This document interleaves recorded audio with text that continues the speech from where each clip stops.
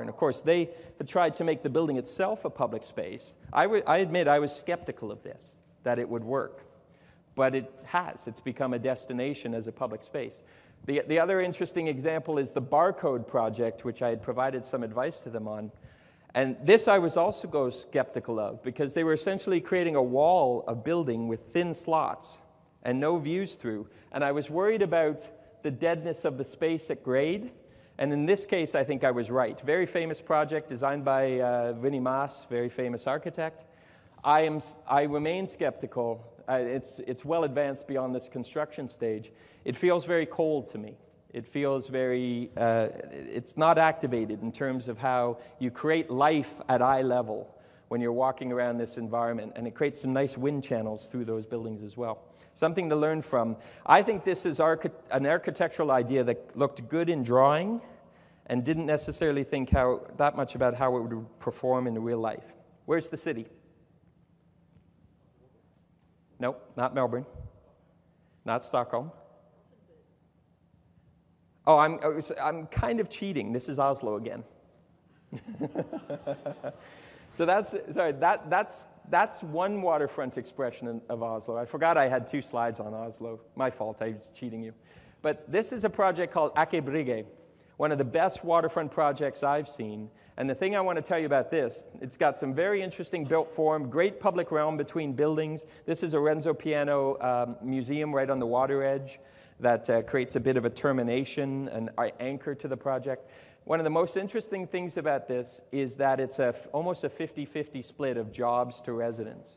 And a lot of the neighborhoods I've been seeing have more residents than jobs right in the project, but it's been vertically integrated. So because they wanted to think about multi-mobility, they wanted to have, at least theoretically, the idea that you could live and work in the same neighborhood, although you can't mandate that relationship. There's at least the possibility. So this is a project I really encourage everyone looking at mixed-use waterfront neighborhoods to assess. Plus, it's a beautiful design. All right, name the city. Copenhagen.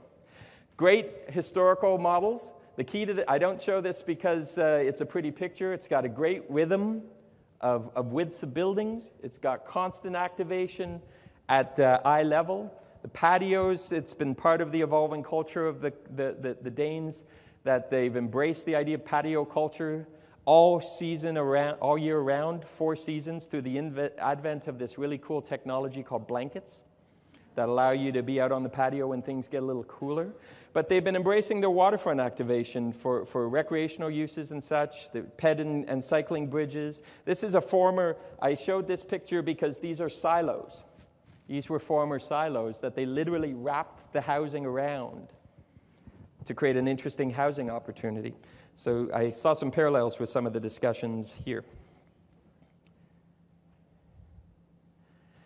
I won't trick you again, because this is another slide. This is Copenhagen as well. But again, a series of culture houses and large institutions, cultural institutions, a library, literally a culture house. They have an opera house.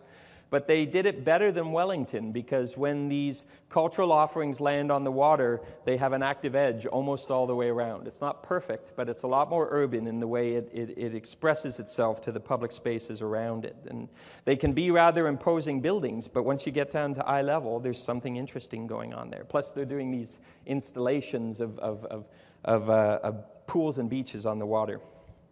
Name the city. Amsterdam. So the thing I want to show in this context is, again, the rhythm of building fronts. And they actually, in Amsterdam, gave architectural commissions by the buildings. So although all the buildings are connected, individual architects designed each building.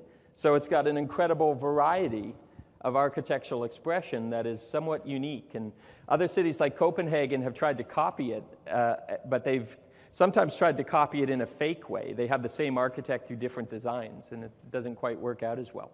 Great quality of attention to the public realm. This is the Serpentine Bridge. Certainly doesn't meet any accessibility requirements, but it certainly is an interesting piece of bridge architecture. And think about your point. We had some conversations about the point coming out of Auckland Waterfront's of work. You've got this piece coming out. And I was suggesting that the Eilion's, the islands in Amsterdam, are an interesting model where they have buildings framing the edge and a green spine going through the center. And that might be an idea for the point as you start to think about that space where all the silos are, which is going to be your next part of thinking and master planning for your waterfront area. Name the city. Malmo. Very good scale and form framing the public space, nice wide, but not too wide public realm dimensions. And they've broken it up in terms of streets and walkways. It rises up to a sort of a platform and then down to the water. Exceptional urban design. I always joke that when I walk through this project, it makes me want to fall down on my knees weeping. It's so good. And I said that to my staff when I came back, still chief planner in Vancouver. I came back from my first trip to Malmo, saying, you know, we need to raise our game because this shows what's possible. So, easy one for you. So obviously the initial idea of the iconic culture house on the water, but what I look to see how it works is the creation of the public spaces, the actual people places and how busy they are. You've probably seen this picture when it's empty and it feels rather cold, but boy, when it's filled with people on a nice day, it feels awfully vibrant. And these finger wharfs that are being built in other places, interesting quality of urbanism around the edge, but are you creating essentially cul-de-sacs going out into the water? Is there a mixing of use, or is it just residential enclaves that go out into the water? And then you've got Darling Harbour, which I've never really come to appreciate this. Although it's got ample, generous public space, it feels very themed. It feels very architecturally inauthentic. So how do you avoid feeling like a theme park, which I think Darling Harbour does, when you compare it to the authentic pieces of city making along the water? I think that's a cautionary tale for how to not be boring and themey. City? It's Battery Park in New York City. This is in North America, one of the first high-density mixed-use neighborhoods actually built on, again, reclaimed land from the subway system. And great mix of housing and offices and a lot of attention to the public realm, quality of the public realm, some of the best public spaces, and families. This is one of the first waterfronts I realized how much attention had gone into public spaces for kids. And it's translated into some success in attracting households with children into the urban pattern in Manhattan. Now the discussion is how vulnerable is this space to sea level rise and the frequency and intensity of storm events after Hurricane Sandy? And that's a really tough discussion for that city and every other city. Okay, name the city. So I wanted to talk a little bit at the end of my little tour about what I like about Auckland. The cloud, or I heard it called the slug. Is that a bad word locally? But I'm not going to talk that much about that. But what really is impressive to me is the quality of the temporary city making going on. It's world class. It's some of the best I've seen anywhere.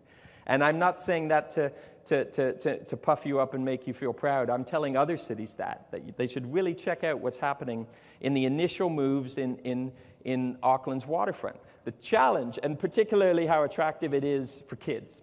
And as I say, how many kids I've seen in the area. The challenge will be to take those design relationships and learnings about authentic placemaking that is about leaving the remnants of the former uses and integrating them in with new uses, all those learnings, and apply them deep into the neighborhood. Because you can be like many cities where you do some creative things in your first temporary moves, and then when you get to the bigger picture work, you can suddenly become formulaic and staid. And so how do we make sure in Auckland's case that creative, risk-taking culture that has led to some real successes in placemaking and urban activation get translated throughout the entire waterfront community? In Vancouver, I'm going to end with a bit of a whirlwind tour of as much as I can about Vancouver city making. Our approach has been about density done well on the water, and this is a term I use, density done well, and there's three components. The first is aligning land use and mobility. You have a goal in Auckland for your waterfront of 70% of trips to be by walking, biking, and transit. I don't think you realize how hard that's going to be, or maybe you do. Our downtown only has 60% walking, biking, and transit, although somebody pointed out to me that target is peak hour, not all trips, which is a cute way to get around the math. But it's going to be incredibly challenging, and it's going to involve some fundamental rethinking of land use and density not infrastructure for mobility only. Land use and density that I'm thinking you might not have fully embraced yet, how much change it's really going to take.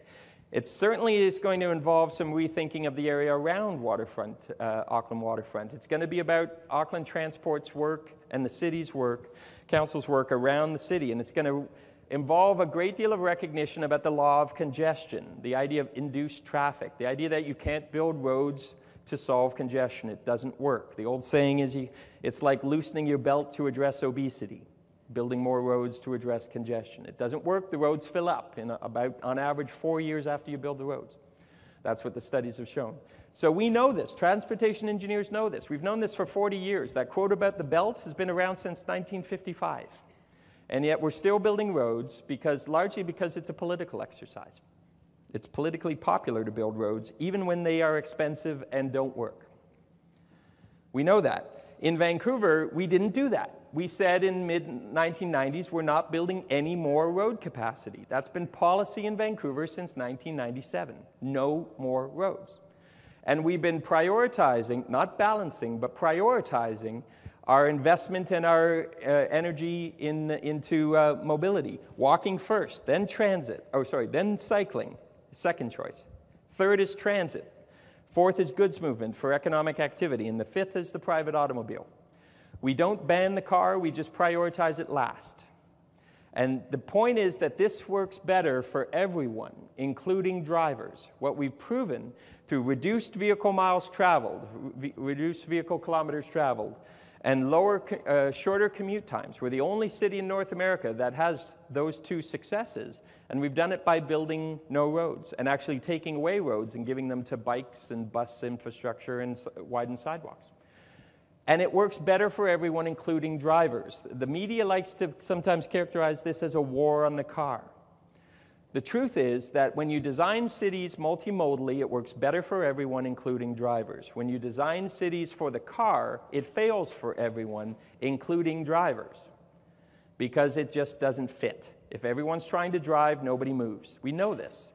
So prioritizing in this way works better for drivers. That's the message to tell drivers who think that this is in some way attacking or harming them.